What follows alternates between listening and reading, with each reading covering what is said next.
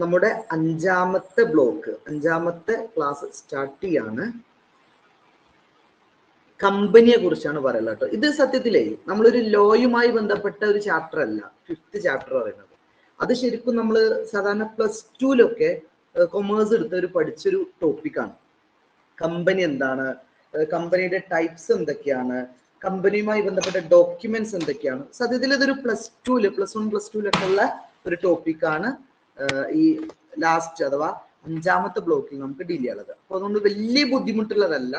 നമ്മൾ ഇതുവരെ പറഞ്ഞ പോലെ കുറെ എന്താ പറയാ ലോ നിയമങ്ങളുമായി ബന്ധപ്പെട്ട കാര്യമൊന്നല്ല.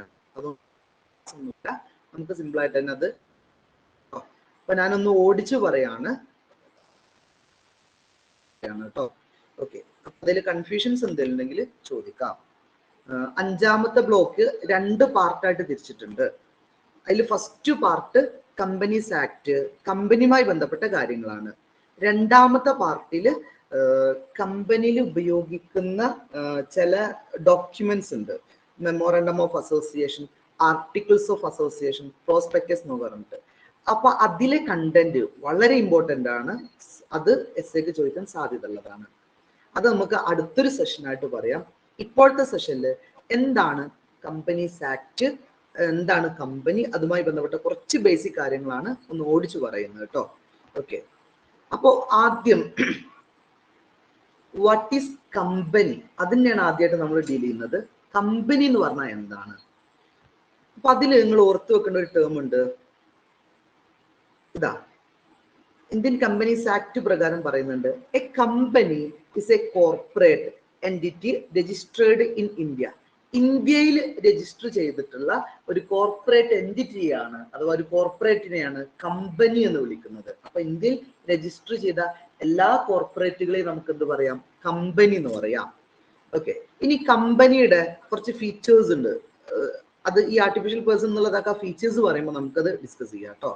അപ്പൊ കമ്പനിന്റെ ഡെഫിനീഷന് ഒന്ന് നോക്കാം. വാട്ട് ഈസ് കമ്പനി എന്നുള്ളൊരു ചോദ്യം നമുക്ക് എക്സ്പെക്ട് ചെയ്യാം. സിമ്പിൾ ആയിട്ട് നമുക്ക് നേരത്തെ പറഞ്ഞ ഒരു കാര്യം തന്നെ പറയാം. എന്താണ്? ഇന്ത്യയിൽ രജിസ്റ്റർ ചെയ്തിട്ടുള്ള ഒരു കോർപ്പറേഷനെ വിളിക്കുന്ന പേരാണ് കമ്പനി എന്നുള്ളത്. ഇനി കമ്പനിയുടെ ഫീച്ചേഴ്സ് അല്ലെങ്കിൽ ക്യാരക്ടറിസ്റ്റിക്സ് ചിലപ്പോ ഒരു 5 മാർക്കിനൊക്കെ എക്സ്പെക്ട് ചെയ്യാവുന്ന, അല്ലെങ്കിൽ ചിലപ്പോൾ 2 മാർക്കിനൊക്കെ ചോദിക്കാവുന്ന ഒരു ക്വസ്റ്റ്യൻ ആണ്. ഒരു കമ്പനിയുടെ ഫീച്ചേഴ്സ് എന്തൊക്കെയാണ്? കാരണം ഞാൻ പറഞ്ഞല്ലോ, ഇത് വളരെ ഈസി ആയിട്ടുള്ള ടോപ്പിക്കാണ്. അതുകൊണ്ട് തന്നെ കുട്ടികൾ പാസ്സായിക്കോട്ടെ എന്നുള്ള ലക്ഷ്യം വെച്ചിട്ട് ഈ ഭാഗത്തുനിന്ന് ചോദ്യം ചോദിക്കാൻ സാധ്യത ഉണ്ട് കേട്ടോ. അപ്പൊ നമുക്ക് മനസ്സിലാക്കാം എന്തൊക്കെയാണ് കമ്പനിയുടെ ഫീച്ചേഴ്സ്. ഒന്ന്, ഇൻഡിപെൻഡന്റ് കോർപ്പറേറ്റ് എക്സിസ്റ്റൻസ്. അതായത് നിങ്ങൾ ഏത് കമ്പനി എടുത്തു നോക്കിയാലും അതിന് സ്വന്തമായിട്ട് ഒരു നിലനിൽപ്പ് ഉണ്ടാവും. ഇപ്പൊ ഞാൻ ഒരു ബെൻസ് കാർ വാങ്ങി അല്ലെ, ആ കാറിൽ ഞാൻ യൂസ് ചെയ്ത് അതിൽ എനിക്ക് എന്തെങ്കിലും പ്രശ്നം വന്നു. ഏത് കാറ് കമ്പനി മീൻസ് ആ കാർ ബെൻസിന്റെ ഒക്കെ ഒരു വലിയ ഫീച്ചറാണ്, ഒരിക്കലും അതെന്താവൂല, തട്ടി മറിയില്ല എന്നൊക്കെ പറഞ്ഞിട്ട്. മീൻസ് അതിന് ഭയങ്കര സ്റ്റെബിലിറ്റി ഉണ്ടെന്നൊക്കെ. അപ്പൊ ആ കാർ യൂസ് ചെയ്തിട്ട് എനിക്ക് എന്തെങ്കിലും പ്രശ്നം വന്നാൽ, അഥവാ എന്റെ കാറ് മറന്നു എന്ന് വെച്ചോളൂ, അപ്പൊ ഞാൻ കേസ് കൊടുക്കുന്നത് ആരാ അറിയോ? കാറ് വിറ്റ ആൾക്കെതിരെ അല്ല. അതാണ് അതിൽ ഏറ്റവും ഇമ്പോർട്ടന്റ്. കാറ് വിറ്റ ആൾക്കെതിരെ അല്ല ഞാൻ കേസ് കൊടുക്കുന്നത്, മറിച്ച് ആ കമ്പനിക്കെതിരെയാണ് ഞാൻ കേസ് കൊടുക്കുക. അഥവാ ബെൻസ് കാർ എന്ന് പറയുന്ന കമ്പനിക്കെതിരെയാണ് ഞാൻ കേസ് കൊടുക്കുക. അതാണ് കമ്പനിക്ക് സ്വന്തമായിട്ട് ഒരു നിലനിൽപ്പുണ്ട്. അതാണ് ഇവിടെ ആദ്യമായിട്ട് പറയാനുള്ളത്. കമ്പനി സ്വന്തമായിട്ട് നിലനിൽപ്പുള്ള ഒരു വ്യക്തിയായിട്ടാണ് നമ്മൾ കാണുന്നത്. അതാണ് ഇൻഡിപെൻഡന്റ് കോർപ്പറേറ്റ് പറയുന്നത്. സ്വന്തമായിട്ട് നിലനിൽപ്പുള്ള ഒരു വ്യക്തിയായിട്ടാണ് നമ്മൾ കമ്പനിയെ ഡീൽ ചെയ്യുന്നത്. ദെൻ അടുത്തൊരു ഫീച്ചർ, ഒന്ന് സ്പീഡ് പറഞ്ഞു പോവാണ് കേട്ടോ, ലിമിറ്റഡ് ലയബിലിറ്റി. ഇത് നിങ്ങൾ മനസ്സിലാക്കേണ്ട ഒരു ടേം ആണ് കേട്ടോ. ഇത് ഇനിയും പറയുന്നുണ്ട്. അതായത് കമ്പനിയില് ഈ ലയബിലിറ്റി 2 രൂപത്തിലുണ്ട്. ഒന്ന് ലിമിറ്റഡ് ഉണ്ട്, ഒന്ന് അൺലിമിറ്റഡ് ഉണ്ട്. ഇപ്പോ നമ്മള് പാർട്ണർഷിപ്പ്, അതുപോലെ സോൾ പ്രൊപ്രൈറ്റർഷിപ്പ്, അതൊക്കെ അൺലിമിറ്റഡ് ലയബിലിറ്റിയാണ്. ലിമിറ്റഡ് ലയബിലിറ്റി ആണ്. അപ്പോൾ കമ്പനിയിൽ ഉണ്ടാവുന്ന, കമ്പനിയുടെ ഓണേഴ്സ് നമ്മൾ ഷെയർ ഹോൾഡേഴ്സ് എന്ന് പറയാം. കമ്പനി പൊളിഞ്ഞു പോയാല്, കമ്പനി ഇല്ലാണ്ടായി പോയാല് ഈ ഷെയർ ഹോൾഡേഴ്സിന് അവര് ഇറക്കിയിട്ടുള്ള പൈസ നഷ്ടമാവും. അല്ലാണ്ട് അവരുടെ പേഴ്സണൽ പ്രോപ്പർട്ടി എന്താവില്ല, ആരും എടുക്കില്ല. സപ്പോസ് നമ്മളൊരു കമ്പനി തുടങ്ങി, ഞാൻ കമ്പനിയിൽ ഒരു 2 ലക്ഷം രൂപ ഇൻവെസ്റ്റ് ചെയ്തിരുന്നു. ഞാൻ അതിന്റെ ഒരു ഷെയർ ഹോൾഡറാണ്. 2 ലക്ഷം രൂപ ഞാൻ ഇൻവെസ്റ്റ് ചെയ്തിരുന്നു. കമ്പനി പൊളിഞ്ഞു പോയി. അപ്പൊ എനിക്ക് എത്ര നഷ്ടമാവുള്ളൂ? ഞാൻ ഇൻവെസ്റ്റ് ചെയ്ത 2 ലക്ഷം രൂപ എനിക്ക് നഷ്ടമാവും. വേറൊരു നഷ്ടം എനിക്ക് ഉണ്ടാവില്ല. നേരെ മറിച്ച് സപ്പോസ് ഞാനൊരു പാർട്ണർഷിപ്പാണ് തുടങ്ങിയിട്ടുള്ളത്, ഞങ്ങളൊരു 4-5 പേര് കൂടി ഒരു പാർട്ണർഷിപ്പ് തുടങ്ങിയെന്ന് വെച്ചോളി. അങ്ങനെ ആ പാർട്ണർഷിപ്പ് പൊളിഞ്ഞുപോയി, വലിയൊരു നഷ്ടം കമ്പനിക്ക് ഉണ്ടായി.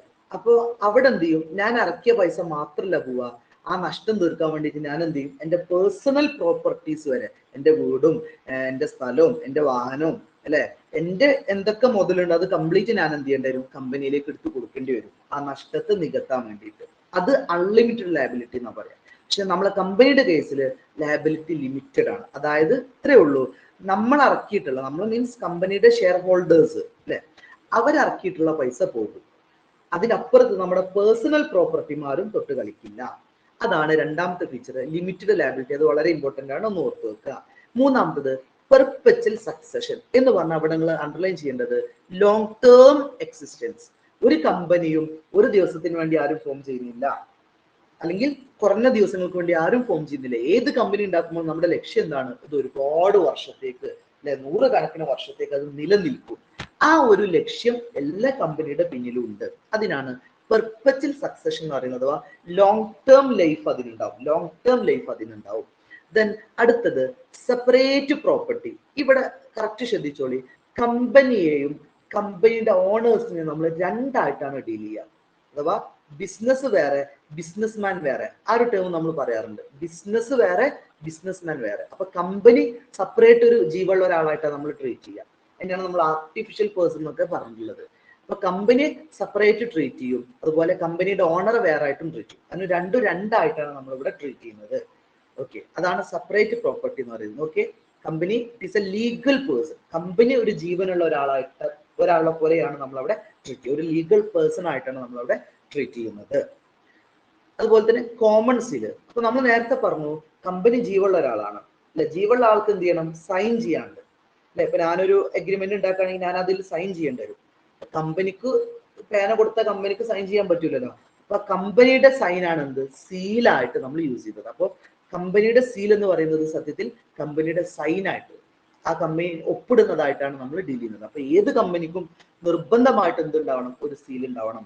ആ സീലിനെ നമ്മൾ എന്തായിട്ടാ പരിഗണിക്കുക, സിഗ്നേച്ചറായിട്ട്, കമ്പനിയുടെ സിഗ്നേച്ചർ ആയിട്ടാ പരിഗണിക്കുക. അപ്പൊ കമ്പനിയുമായി ബന്ധപ്പെട്ട എന്തെങ്കിലും ഡോക്യുമെന്റ്സും കാര്യങ്ങളൊക്കെ സെറ്റ് ചെയ്യുമ്പോൾ നമ്മൾ എന്ത് ചെയ്യും, ആ സീല് വെച്ചിട്ടാണ് കൊടുക്കുക. ആ സീല് വെച്ചാൽ അതിന്റെ അർത്ഥം എന്താ, കമ്പനി അതിൽ ഒപ്പിട്ടു എന്നുള്ളതാണ് അതിന്റെ അർത്ഥം. അപ്പൊ ആ സീൽ എന്നുള്ളത്, കോമൺ സീൽ എന്നുള്ളത് ഒരു കമ്പനിക്ക് വളരെ ഇമ്പോർട്ടന്റ് ആയിട്ടുള്ള ഒരു കാര്യമാണ്. ഇതിനടുത്തത് capacity to sue and be sued. കമ്പനിക്കെതിരെ കേസ് കൊടുക്കാൻ പറ്റും. ഞാൻ നേരത്തെ പറഞ്ഞു ബെൻസ് കാർ ഉപയോഗിച്ചു, അതിൽ എന്തെങ്കിലും ഡാമേജ് കണ്ടു, ഞാൻ ആർക്കെതിരെ കേസ് കൊടുക്കുക, കമ്പനിക്കെതിരെയാണ് കേസ് കൊടുക്കുക. അപ്പൊ നമുക്ക് കമ്പനിക്കെതിരെ കേസ് കൊടുക്കാൻ പറ്റും, കമ്പനിക്ക് അതുപോലെ തന്നെ തിരിച്ച് നമുക്കെതിരെയും കേസ് എടുക്കാൻ പറ്റും അല്ലെ. അവിടെ നിങ്ങൾ ആലോചിച്ചൊക്കെ, ഒരു വ്യക്തിയല്ല ശരിക്കും, ആ കമ്പനി എന്നുള്ള ആ ഒരു പ്രസ്ഥാനത്തിനെതിരെയാണ് ഞാൻ കേസ് കൊടുക്കുന്നത്. അപ്പോൾ അങ്ങനത്തെ ഒരു ഓപ്ഷൻ ഉണ്ട്. നമുക്ക് കമ്പനിക്കെതിരെയും നേരെ തിരിച്ചു കമ്പനിക്ക് നമുക്കെതിരെ എന്ത് ചെയ്യാം, കേസ് ഫയൽ ചെയ്യാനുള്ള സാധ്യത ഉണ്ട്, ഓപ്ഷൻ ഉണ്ട്. അതുപോലെ തന്നെ ട്രാൻസ്ഫറബിലിറ്റി ഓഫ് ഷെയർസ്. കമ്പനിയുടെ ഏറ്റവും വലിയ പ്രത്യേകതയാണ് അതിന്റെ ഓണർഷിപ്പ് എപ്പോ വേണേലും മാറ്റം ചെയ്യാം അല്ലെ. അഥവാ ഓണർഷിപ്പ് എന്ന് പറഞ്ഞാൽ അതിന്റെ ഷെയർ എപ്പോ വേണേലും ഏത് സമയത്ത് വേണേലും നമുക്ക് ചേഞ്ച് ചെയ്യാൻ പറ്റും. ഓക്കെ, അപ്പൊ ഇപ്പൊ ഒരു ഓണറായി, ഇപ്പൊ ഞാനൊരു ഷെയർ ഹോൾഡർ ആണ്, എനിക്ക് വേണമെങ്കിൽ എന്ത് ചെയ്യാം, എന്റെ ഷെയർ വേറെ ആൾക്ക് വിൽക്കാം, അയാൾക്ക് വേറെ ആൾക്ക് വിൽക്കാം, അങ്ങനെ കൈമാറ്റി പോവാം. അതിന് ഒരു കുഴപ്പമില്ല, ആരും പെർമിഷൻ വാങ്ങേണ്ട ആവശ്യമില്ല. ഏത് സമയത്ത് വേണേലും നമുക്ക് എന്ത് ചെയ്യാം, ഷെയർ ട്രാൻസ്ഫർ ചെയ്യാൻ പറ്റും. അടുത്തത് പ്രൊഫഷണൽ മാനേജ്മെന്റ്. ഒരു കമ്പനി നടത്തിക്കൊണ്ടു പോകുന്നത് അതിനെ കുറിച്ച് ഒരു ഐഡിയ ഇല്ലാത്ത ആളല്ല, മറിച്ച് നല്ല കമ്പനിയെ കുറിച്ച് നല്ല നോളജ് ഉള്ള, നല്ല എക്സ്പെർട്ടൈസ് ആയിട്ടുള്ള, നല്ല ക്വാളിഫിക്കേഷൻ ഉള്ള ആളുകളാണ് കമ്പനി നടത്തിക്കൊണ്ടുപോകുന്നത്.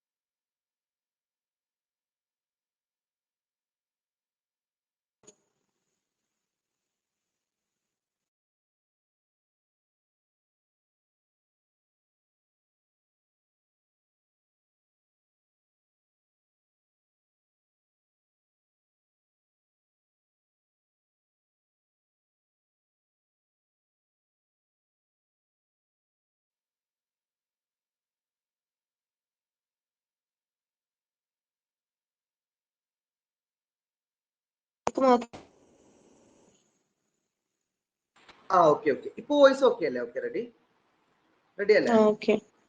സ്ക്രീൻ ഓക്കെ അല്ലേ? Okay, ready. ഓക്കെ, അപ്പൊ നമ്മള് കമ്പനിയുടെ ഫീച്ചേഴ്സ് ആണ് പറയുന്നത്.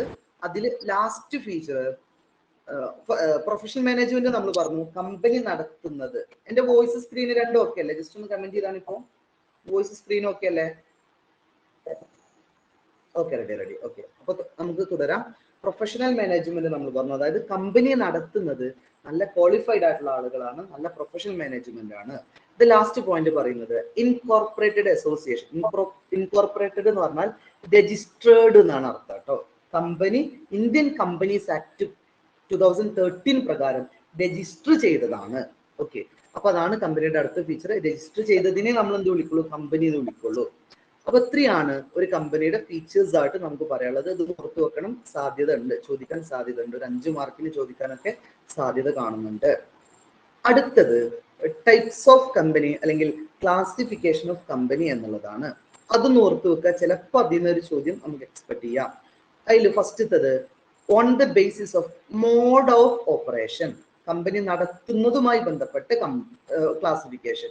അതിൽ അഗൈൻ 3 ആയിട്ടുണ്ട്: chartered company, statutory company, registered company. ആ രജിസ്ട്രേഡ് കമ്പനി വീണ്ടും 2 ആയിട്ട് ക്ലാസിഫൈ ചെയ്യുന്നുണ്ട്: പബ്ലിക് കമ്പനി, പ്രൈവറ്റ് കമ്പനി. ഇനി അടുത്തത് on the base of liability of members. Liability of members നമ്മൾ നേരത്തെ പറഞ്ഞിട്ടുണ്ട് അല്ലെ? അൺലിമിറ്റഡ് ലയബിലിറ്റി, ലിമിറ്റഡ് ലയബിലിറ്റി എന്നൊക്കെ. ഓക്കെ, അപ്പൊ അത് ബേസ് ചെയ്തിട്ട് ലിമിറ്റഡ് ലയബിലിറ്റി, അതുപോലെ ലിമിറ്റഡ് ബൈ ഗ്യാരണ്ടി, അതുപോലെ അൺലിമിറ്റഡ് കമ്പനി, അങ്ങനെ 3 ആയിട്ട് ക്ലാസിഫൈ ചെയ്തിട്ടുണ്ട്. ഇതിനടുത്ത് on the base of types of company, അതിൽ government company, foreign company, holding and subsidiary company. ഇതാണ് ക്ലാസിഫിക്കേഷൻ ആയിട്ട് പറഞ്ഞിട്ടുള്ളത്. ഇനി നോക്ക്, ഇത് ഇമ്പോർട്ടന്റ് ആയിട്ട്, ക്ലാസിഫിക്കേഷൻ ഇമ്പോർട്ടന്റ് ആണ്, ചോദിക്കാറുണ്ട് എക്സാമിന്. അപ്പൊ അതില് ജസ്റ്റ് ഓരോന്ന് ഒന്ന് പറയാൻ, നിങ്ങൾ ജസ്റ്റ് ഇങ്ങനെ അണ്ടർലൈൻ ചെയ്ത് പോവാട്ടോ. ടെക്സ്റ്റ് നിങ്ങളുടെ കയ്യിലുണ്ടാവും, അണ്ടർലൈൻ ചെയ്ത് പോകും. First, chartered company. ഈ ചാർട്ടേഡ് കമ്പനി ഇപ്പൊ സത്യത്തിൽ നിലവിലില്ല, ഇതൊക്കെ പണ്ടുണ്ടായിരുന്ന ഒരു സാധനമാണ്. അതായത് നമ്മൾ എന്ത് ചെയ്യും, ചില കമ്പനികൾക്ക് റോയൽ ചാർട്ടർ എന്നുള്ള ആ ഒരു പദവി കൊടുക്കും.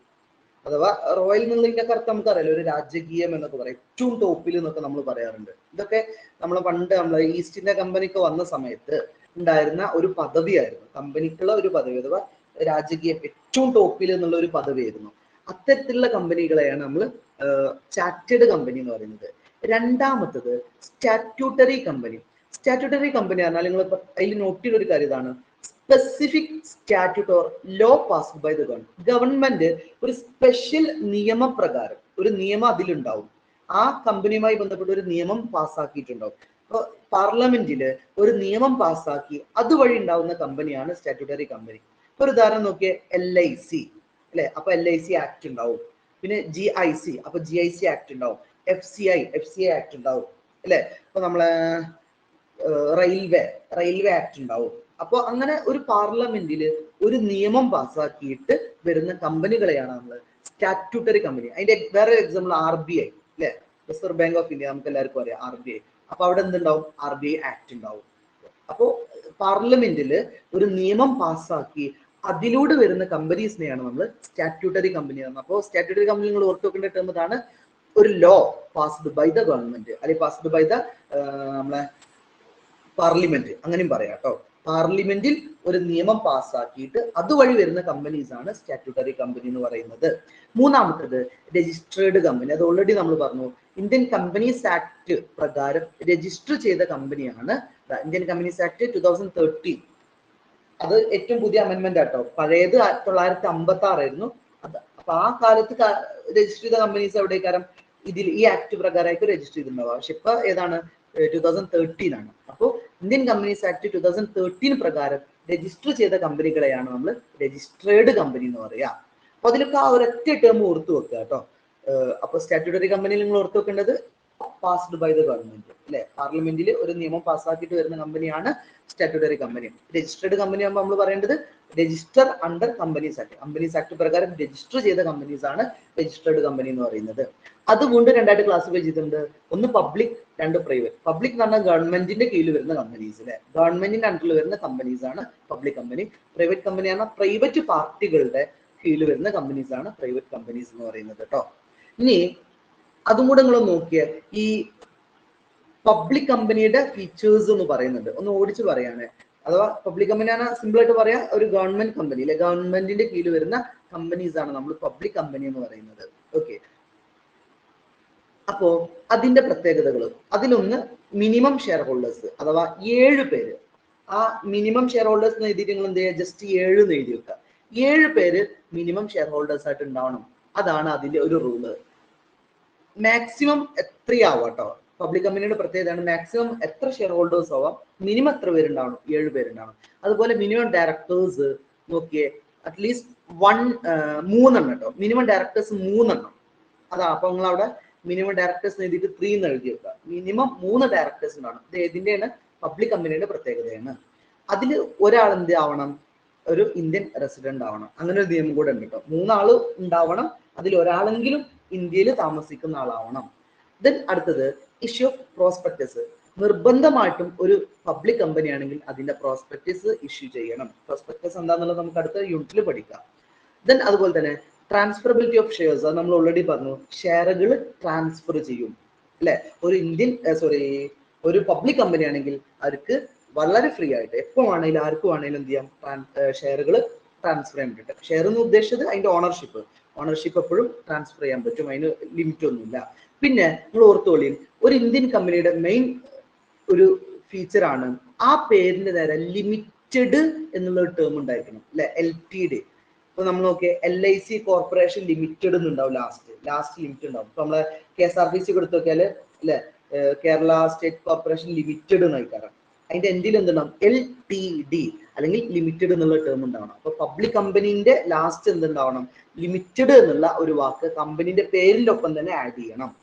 ഇതിനടുത്തത് മീറ്റിംഗ്സ് ആൻഡ് റെക്കോർഡിങ്സ്. കമ്പനിക്ക് കൃത്യമായിട്ട് ജനറൽ മീറ്റിംഗ് നടന്നിരിക്കണം, അഥവാ എല്ലാ വർഷവും മിനിമം ഒരു മീറ്റിംഗ്, അഥവാ ആനുവൽ ജനറൽ മീറ്റിംഗ് നടന്നിരിക്കണം. അത് നിർബന്ധമാണ്. പോരാ, ആ മീറ്റിംഗിന്റെ റെക്കോർഡും മിനിറ്റ്സും ഒക്കെ കൃത്യമായിട്ട് അവിടെ കീപ്പ് ചെയ്യും വേണം. അതുപോലെ കമ്പനി ലിസ്റ്റ് പറഞ്ഞാൽ നമ്മുടെ ഷെയർ മാർക്കറ്റിൽ അത് ലിസ്റ്റ് ചെയ്തിരിക്കണം. അതുപോലെ അതിന്റെ ട്രേഡിങ് അഥവാ ഷെയറുകളുടെ ട്രാൻസ്ഫർ അതും കൃത്യമായിട്ട് നടന്നിരിക്കണം. പിന്നെ സ്റ്റാറ്റ്യൂട്ടറി കംപ്ലൈൻസ്, കമ്പനിയുമായി ബന്ധപ്പെട്ട കംപ്ലൈന്റോ മറ്റുണ്ടെങ്കിൽ അത് കൃത്യമായിട്ട് പരിഹരിക്കാനുള്ള ഓപ്ഷൻ ഉണ്ട്. ഇതാണ് പബ്ലിക് കമ്പനിയുടെ ഫീച്ചേഴ്സ്. ഒരു 3-4 ഫീച്ചേഴ്സ് ഒന്ന് ഓർത്ത് വെക്കുക കേട്ടോ. എല്ലാതും പഠിക്കണം എന്നില്ല, 2-3 എന്ത് ചെയ്യുക, ഓർത്ത് വെക്കുക. ചിലപ്പോൾ 2 മാർക്കിനൊക്കെ ചോദിക്കാൻ സാധ്യത ഉണ്ട്, കുറവാണ്, ചെറിയ സാധ്യത ഉണ്ട്. ഇനി അടുത്ത പ്രൈവറ്റ് കമ്പനി. നമ്മൾ പറഞ്ഞു പ്രൈവറ്റ് ആളുകൾ അവരുമായി നടത്തുന്ന കമ്പനീസ് ആണ് പ്രൈവറ്റ് കമ്പനീസ് എന്ന് പറയാം. അതിലൊരു പ്രത്യേകത, അതിന്റെ പേരിന് നേരെ പ്രൈവറ്റ് ലിമിറ്റഡ് നിങ്ങൾ കേട്ടിട്ടുണ്ടാവും, PVT LTD എന്നുണ്ടാവും. ചില കമ്പനീന്റെ പേരിന് നേരെ ഉണ്ടാവും PVT LTD. അതിന്റെ അർത്ഥമാണ് പ്രൈവറ്റ് ലിമിറ്റഡ് കേട്ടോ. അപ്പൊ ആ പേരിന് നേരെ അത് ചേർത്തിരിക്കണം എന്നാണ് അതിന്റെ ഒരു റൂൾ ഉള്ളത്. പിന്നെ അതുപോലെ അവർക്ക് cannot offer shares to the public. Private കമ്പനിക്ക് എന്ത് ചെയ്യാൻ പറ്റൂല, പബ്ലിക്കിലേക്ക് തങ്ങളുടെ ഷെയർ ഇഷ്യൂ ചെയ്യാൻ പറ്റില്ല.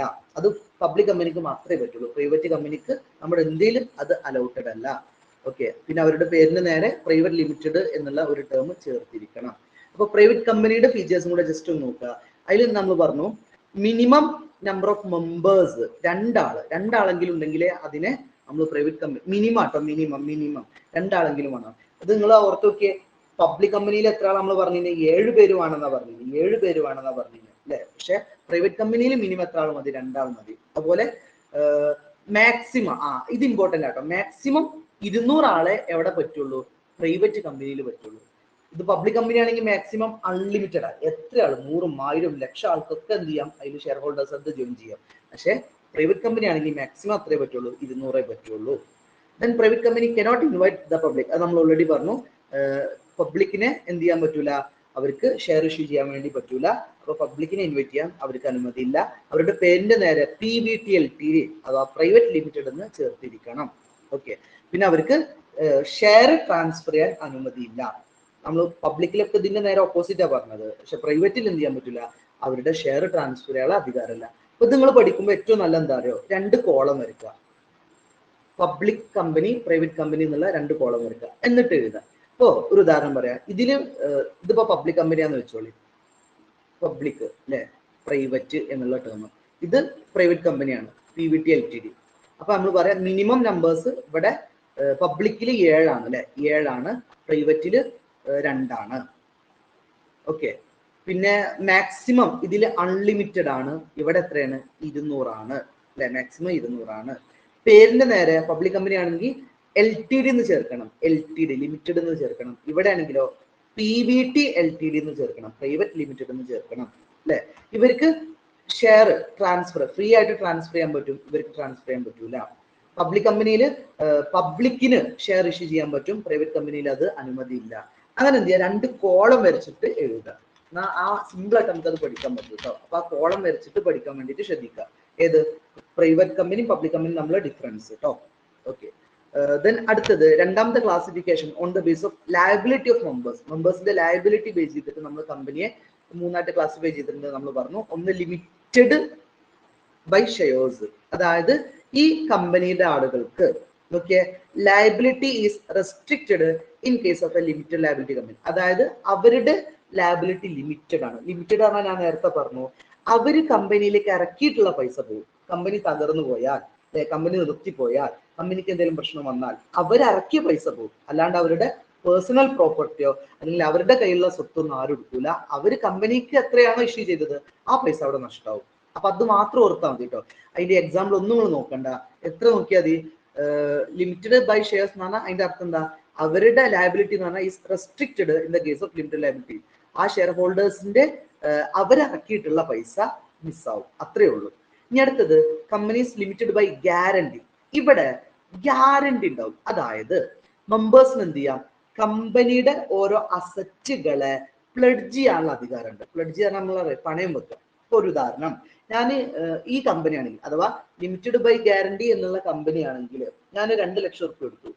എനിക്ക് എന്ത് ചെയ്യാം? ആ 2 ലക്ഷത്തിന് പകരം കമ്പനിയുടെ ഒരു ബിൽഡിങ്ങോ അല്ലെങ്കിൽ ഒരു മെഷീനറിയോ അല്ലെങ്കിൽ കമ്പനിയുടെ മറ്റെന്തെങ്കിലും അസറ്റോ എനിക്ക് എന്ത് ചെയ്യും? പ്ലഡ്ജ് ചെയ്ത് തരും. സപ്പോസ് ഇനി ആ കമ്പനി എങ്ങാനും നഷ്ടത്തിലായി, കമ്പനി അടച്ചു പൂട്ടുകയാണെങ്കിൽ എനിക്ക് എന്ത് പൈസ കിട്ടൂലല്ലോ, കാരണം കമ്പനി നഷ്ടത്തിലല്ലേ. അപ്പൊ എനിക്ക് എന്ത് ചെയ്യാം?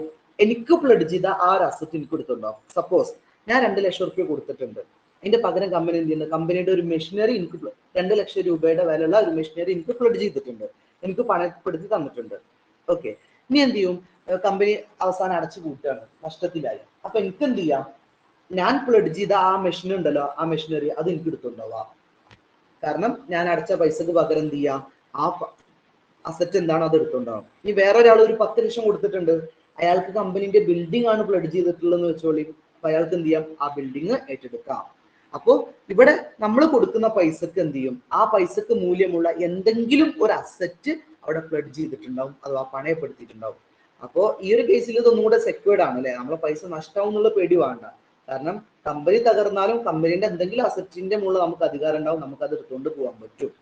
അതാണ് ലിമിറ്റഡ് ബൈ ഗ്യാരണ്ടി എന്ന് പറയുന്നത്. ഇനി ഇതിന്റെ സബ് ക്ലാസിഫിക്കേഷൻ നോക്കണ്ട, മെയിൻ ക്ലാസിഫിക്കേഷനുകൾ നോക്കിയാൽ മതി. അടുത്തത് അൺലിമിറ്റഡ് കമ്പനി. ചില കമ്പനീസ് ഉണ്ടാവും അൺലിമിറ്റഡ് ആവും. ഈ കേസ് ഞാൻ നേരത്തെ പറഞ്ഞിട്ടുണ്ടായിരുന്നു. അൺലിമിറ്റഡ് കമ്പനി ആണെങ്കിൽ ഇവിടെ ഞാൻ ഇറക്കിയ പൈസ മാത്രമല്ല പോവുക, അപ്പൊ കമ്പനിക്ക് വലിയൊരു നഷ്ടം വന്നു. അപ്പൊ ഞാൻ ഇറക്കിയ പൈസ എന്തായാലും പോകും, അതിന് പുറമെ ഞാൻ എന്ത് ചെയ്യേണ്ടി വരും? എന്റെ പേഴ്സണൽ പ്രോപ്പർട്ടി വരെ കമ്പനിക്ക് എടുത്ത് കൊടുക്കേണ്ടി വരും. എന്റെ സ്വന്തം വീടും എന്റെ സ്വന്തം വാഹനവും എനിക്ക് എന്തൊക്കെ മുതലുണ്ടോ അത് മുഴുവൻ ആർക്ക് കൊടുക്കേണ്ടി വരും? കമ്പനിക്ക് കൊടുക്കേണ്ടി വരും. അതാണ് അൺലിമിറ്റഡ് ലയബിലിറ്റി. ലയബിലിറ്റി എന്താണ്? അൺലിമിറ്റഡ് ആണ്. അപ്പോ അതിന്റെ മെമ്പേഴ്സിന്റെ പേഴ്സണൽ പ്രോപ്പർട്ടീസ് വരെ നഷ്ടമാവാൻ സാധ്യതയുണ്ട്. അപ്പൊ ഇതാണ് അടുത്ത ക്ലാസിഫിക്കേഷൻ.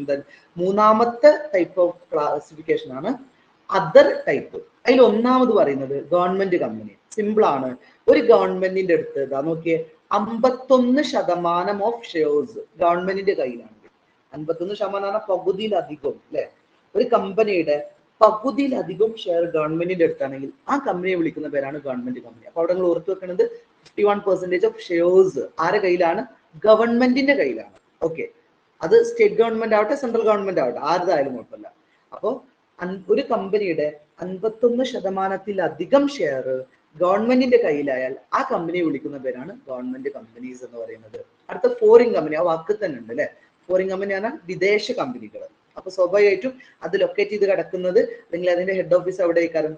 മറ്റേതെങ്കിലും രാജ്യങ്ങളിലായിരിക്കും. ഇപ്പൊ നമ്മൾ പറഞ്ഞ ആമസോണും ഫ്ലിപ്കാർട്ടും ഒക്കെ അതിന്റെ എക്സാമ്പിൾ ആണ്. അതൊന്നും എവിടെ അല്ല, ഇന്ത്യയിലുള്ള കമ്പനീസ് അല്ല. നോക്കിയേ. അപ്പോ ആ കമ്പനി ഇന്ത്യയിൽ നടത്തുന്നുണ്ടെങ്കിലും അതിന്റെ യഥാർത്ഥ ലൊക്കേഷൻ അല്ലെങ്കിൽ അതിന്റെ ഹെഡ് ഓഫീസ് ഒക്കെ എവിടെയാണ്? ഇന്ത്യക്ക് പുറത്താണ് അല്ലെ? ഔട്ട് ഓഫ് ദ കൺട്രി ആണ്. ഓക്കെ. അപ്പൊ അങ്ങനെ ഇന്ത്യക്ക് പുറത്തുള്ള കമ്പനികൾ വിളിക്കുന്ന പേരാണ് ഫോറിൻ കമ്പനീസ്. പക്ഷെ അത് എവിടെ ഉണ്ട്? ആ കമ്പനിക്ക് ഇന്ത്യയിൽ വർക്ക് ചെയ്യുന്നുണ്ട് അല്ലെ, പക്ഷെ അതിന്റെ ഹെഡ് ഓഫീസും ഓക്കെ അതിന്റെ ഹെഡ് ക്വാർട്ടേഴ്സും ഒക്കെ എവിടേക്കാരും ഇന്ത്യക്ക് പുറത്തായിരിക്കും. അത്തരത്തിലുള്ള കമ്പനീസിനെയാണ് ഫോറിൻ കമ്പനീസ് എന്ന് പറയുന്നത്. ദെൻ അടുത്തത് ഹോൾഡിംഗ് ആൻഡ് സബ്സിഡിയറി കമ്പനി.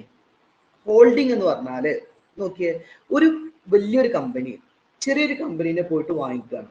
ഇപ്പൊ സപ്പോസ് അല്ലെ, എ എന്ന് പറയുന്ന വലിയൊരു കമ്പനി ബി എന്ന് പറയുന്ന ഒരു കമ്പനിയെ വാങ്ങിക്കുകയാണ്. അപ്പൊ ഈ എ ആണ് വലുത് കേട്ടോ, എ വലുതാണ്, ബി എന്ന് പറഞ്ഞ ഒരു കുഞ്ഞു കമ്പനിയാണ്. അപ്പൊ എ എന്ന് പറയുന്ന വലിയ കമ്പനി ബി എന്ന് പറയുന്ന കുഞ്ഞു കമ്പനിനെ വാങ്ങിച്ചു. അപ്പൊ ഇവിടെ ഹോൾഡിംഗ് കമ്പനി ആയിട്ട് വരുന്നത് എ ആണ് അല്ലെ, അതാണ് വലുത്. ബി എന്ന് പറയുന്ന കമ്പനി ഇനി ഉണ്ടാവുന്നില്ല, അത് ഇല്ലാണ്ടായിട്ട് പോവാണ്, അത് എന്തായിട്ട് മാറാണ്, എയിലേക്ക് ജോയിൻ ചെയ്യാണ്. ഓക്കെ, അപ്പോ ഹോൾഡിംഗ് കമ്പനി പറഞ്ഞാൽ അതിന്റെ പാരന്റ് കമ്പനി അല്ലെങ്കിൽ വലിയൊരു കമ്പനി. സബ്സിഡറി കമ്പനി പറഞ്ഞാൽ ആ പാരന്റ് കമ്പനിക്ക് അണ്ടറിൽ വരുന്ന ചെറിയ കമ്പനി. ചിലപ്പോൾ എന്ത് ചെയ്യും, ആ കമ്പനി അവിടെ എക്സിസ്റ്റ് ചെയ്യും, അല്ലെങ്കിൽ എന്ത് ചെയ്യും, അത് എ എന്നുള്ള വലിയൊരു കമ്പനി എടുത്ത് അതിനെ മുഴുകും. ഒരു പാമ്പ് ഇര മുണുങ്ങണ പോലെ വലിയൊരു കമ്പനി എന്ത് ചെയ്യും, ചെറിയ കമ്പനീനെ എടുത്ത് മുഴുകും. അപ്പൊ ആ വലിയ കമ്പനിയെ വിളിക്കുന്ന പേരാണ് ഹോൾഡിംഗ് കമ്പനി എന്ന്, അതിന്റെ സബായിട്ട് വരുന്ന ആ ചെറിയ കമ്പനീനെ വിളിക്കുന്ന പേരാണ് സബ്സിഡറി കമ്പനി. ഓക്കെ, അതാണ് അതിന്റെ അടുത്ത ക്ലാസിഫിക്കേഷൻ. ഇനി അടുത്തത്, ഒരു കമ്പനി ഫോം ചെയ്യാൻ 3 സ്റ്റേജസ് ഉണ്ട്. അതാണ് ഈ ഒരു ടോപ്പിക്കിൽ പറയുന്ന promotion, formation of company. 3 stages.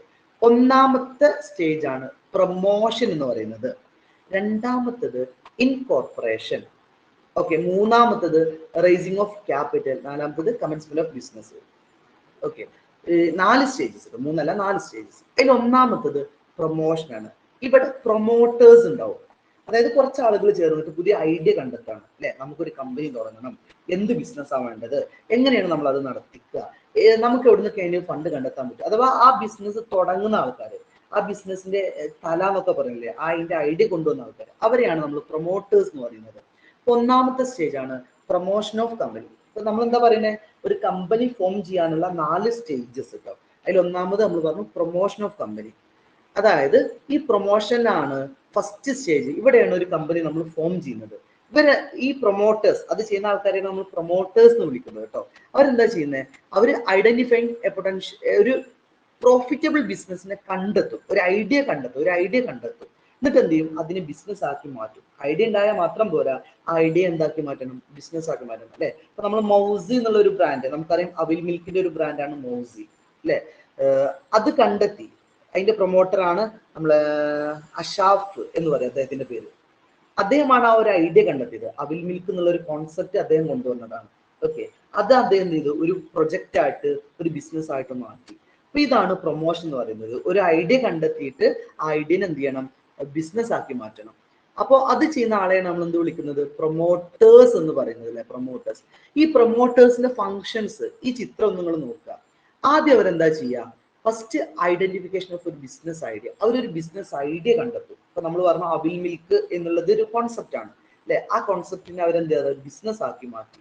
അപ്പോൾ അവരാദ്യം ചെയ്യുന്ന പണി ഒരു ബിസിനസ് ഐഡിയ അല്ലെങ്കിൽ ഒരു ബിസിനസിന്റെ കുറിച്ചുള്ള ഒരു കാര്യം കൃത്യമായിട്ട് ഐഡന്റിഫൈ ചെയ്യും. എന്നിട്ട് എന്ത് ചെയ്യും, അത് നമ്മളെ നാട്ടിൽ നടക്കും എന്നുള്ളതിനെ കുറിച്ച് ഒരു പഠനം നടത്തും. ആ പഠനത്തെയാണ് ഫീസിബിലിറ്റി സ്റ്റഡി എന്ന് പറയുന്നത്. അഥവാ ആ ബിസിനസ് നമ്മൾ നമ്മുടെ നാട്ടിൽ കൊണ്ടുവന്നാൽ അത് സക്സസ് ആവോ, അല്ലെങ്കിൽ ഫെയിലിയർ ആവോ, അല്ലെങ്കിൽ എന്തെങ്കിലും പ്രശ്നം ഉണ്ടാവോ, കൃത്യമായിട്ട് അതിനെ കുറിച്ച് പഠിക്കും. നമ്മളെ മാർക്കറ്റൊക്കെ നന്നായിട്ട് അവർ ഡീറ്റെയിൽ ആയിട്ട് പഠിക്കും. എന്നിട്ട് എന്ത് ചെയ്യും, കൃത്യമായിട്ട് അതിന്റെ ഫിനാൻഷ്യൽ പ്ലാനിങ് നടത്തും. ഫിനാൻഷ്യൽ പ്ലാനിങ് ആണ് ഈ ബിസിനസ് തുടങ്ങാൻ എത്ര രൂപ ആവശ്യമുണ്ട്, ആ പൈസ നമുക്ക് എവിടെ നിന്നൊക്കെ കണ്ടെത്താൻ പറ്റും, ഷെയർ ഇഷ്യൂ ചെയ്യാൻ പറ്റുമോ, ഡിബഞ്ചർ പറ്റുമോ, ലോൺ എടുക്കാൻ പറ്റുമോ, അങ്ങനെ അതിനെ കുറിച്ച് കൃത്യമായിട്ട് ഒരു ഫിനാൻഷ്യൽ പ്ലാനിങ് ഉണ്ടാക്കും. അത് കിട്ടിക്കഴിഞ്ഞാൽ ബിസിനസ്സിലേക്ക് ആവശ്യമുള്ള ഡോക്യുമെന്റുകൾ തയ്യാറാക്കും. ഇപ്പൊ നമ്മൾ memorandum of association, articles of association, prospectus എന്ന് തുടങ്ങിയ ഒരുപാട് ഡോക്യുമെന്റുകൾ, കുറെ ലൈസൻസുകളും കാര്യങ്ങളൊക്കെ സെറ്റ് ചെയ്യാനുണ്ട്. ആ ഡോക്യുമെന്റ്സ് ഒക്കെ തയ്യാറാക്കും. എന്നിട്ട് എന്ത് ചെയ്യും, പ്രീ ഇൻകോർപ്പറേഷൻ ഓഫ് കോൺട്രാക്ട്. അവരെന്ത് ചെയ്യും, ഒരു ടെസ്റ്റിന് വേണ്ടിയിട്ട് എന്ത് ചെയ്യും, ആ കമ്പനി ഒന്ന് ഫോം ചെയ്യും, ആ പ്രൊഡക്റ്റ് ഒക്കെ ഒന്ന് ഉണ്ടാക്കി നോക്കും. അതാണ് പ്രീ ഇൻകോർപ്പറേഷൻ കോൺട്രാക്ട്. അവരൊരു കോൺട്രാക്ട് ഒക്കെ പ്രിപ്പയർ ചെയ്യും. എന്നിട്ട് എന്ത് ചെയ്യും, last stage appointing first director. അവരെന്ത് ചെയ്യും, കമ്പനി നടത്താൻ വേണ്ടിയിട്ട് ഡയറക്ടറെ നിയമിക്കും, കമ്പനി മുന്നോട്ട് കൊണ്ടുവരും. അപ്പൊ 3 സ്റ്റേജസിലൂടെയാണ് പ്രൊമോട്ടേഴ്സ് ഒരു കമ്പനി ഫോം ചെയ്യുന്നതുമായി ബന്ധപ്പെട്ട് കടന്നു പോകുന്നത്. അപ്പൊ ഇതൊന്ന് ഓർത്തു വെച്ചോളും, ചിലപ്പോൾ ചോദിക്കാൻ സാധ്യത ഉണ്ട്. ഒരു പ്രൊമോട്ടേഴ്സ് ചെയ്യുന്ന ഡ്യൂട്ടീസ്. പ്രൊമോട്ടർ ആരാ, ആ ഒരു കമ്പനി ഫോം ചെയ്ത് ആ കമ്പനി ഒരു ഐഡിയ ബിസിനസ് ആക്കി മാറ്റുന്ന ആളുകളാണ് പ്രൊമോട്ടർ. ഇപ്പൊ നമ്മൾ ലുലു ഗ്രൂപ്പ് പറയാറുണ്ട് അല്ലെ, അതിൽ യൂസുഫ് അലി, അദ്ദേഹം ഒരു പ്രൊമോട്ടറാണ്. അദ്ദേഹത്തിന്റെ കോൺസെപ്റ്റ് ആയിരുന്നു ലുലു മാളുകൾ അല്ലെ. ഇപ്പോൾ നമ്മുടെ ഇന്ത്യക്കകത്തും പുറത്തൊക്കെ ഒരുപാട് ലുലുമാളുകൾ അദ്ദേഹം ഉണ്ടാക്കിയിട്ടുണ്ട്. അപ്പൊ അദ്ദേഹത്തെ നമുക്കൊരു പ്രൊമോട്ടർ എന്ന് വിളിക്കാം. ഒരു ഐഡിയ കൊണ്ടുവന്ന് അതിന് ബിസിനസ് ആക്കി മാറ്റുന്ന ആളാണ് പ്രൊമോട്ടർ. അപ്പൊ ഇത്രയും സ്റ്റേജസിലൂടെയാണ് ഒരു പ്രൊമോട്ടർ കടന്നു പോകുന്നത്. അത് ജസ്റ്റ് ഒന്ന് ഓർത്ത് വെച്ചാൽ നന്നായിരിക്കും കേട്ടോ. അത് ചോദിക്കാൻ സാധ്യത ഉണ്ട്. What are the functions of promoters എന്നുള്ളത്. ഓക്കെ, ഇതാണ് നമ്മുടെ 5ാമത്തെ ബ്ലോക്കിൽ ഫസ്റ്റ് മൊഡ്യൂളിൽ ഡിസ്കസ് ചെയ്യാനുള്ള കാര്യങ്ങൾ. ഓക്കെ, റെഡി ആണല്ലോ അല്ലെ?